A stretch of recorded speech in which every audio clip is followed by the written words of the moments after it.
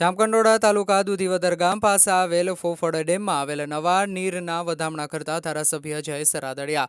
જામકંડોળા તાલુકાના દુધીવદર ગામ પાસે આવેલ ફોફળ ડેમ જામકંડોળા તાલુકા તેમજ ધોરાજી શહેરને પાણી પૂરું પાડતો ફોફળ ડેમ ઓવરફ્લો થયો છે। ખેડૂત નેતા જયેશ રાદડિયા દ્વારા નવા નીરના વધામણા કરવામાં આવ્યા છે। જામકંડોળા તાલુકા તેમજ ધોરાજી શહેરની જીવાદોરી સમાન ફોફળ ડેમ ઓવરફ્લો થતા લોકોમાં ખુશીનો માહોલ જોવા મળ્યો છે। ધારાસભ્ય જયેશ રાદડિયા દ્વારા તેમજ રાજકીય આગેવાનો દ્વારા શ્રીફળ વધેરી પુષ્પ અર્પણ કરી અને વધામણા કરાયા છે। રિપોર્ટર ફિરોજ જુનેજા, ધોરાજી। એમજી અપ્પાનાથી સેક્શન ઓફિસર પોપડ સિંચાઈ યોજના। તારીખ 19/7ના રોજ ઉપરવાસમાં સારી માત્રામાં ભારે વરસાદ થતાં ઓવરફ્લો થઈ ગયેલ છે।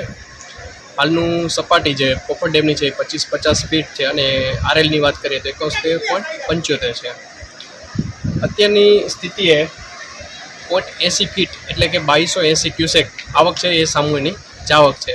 આ સિંચાઈ યોજનાથી જામકંડોળા ગ્રામ્યના 52 ગામ તથા જામકંડોળા શહેર ધોરાજી શહેર માટે પીવાનું પૂરું પાડતો આ એકમાત્ર સ્ત્રોત છે।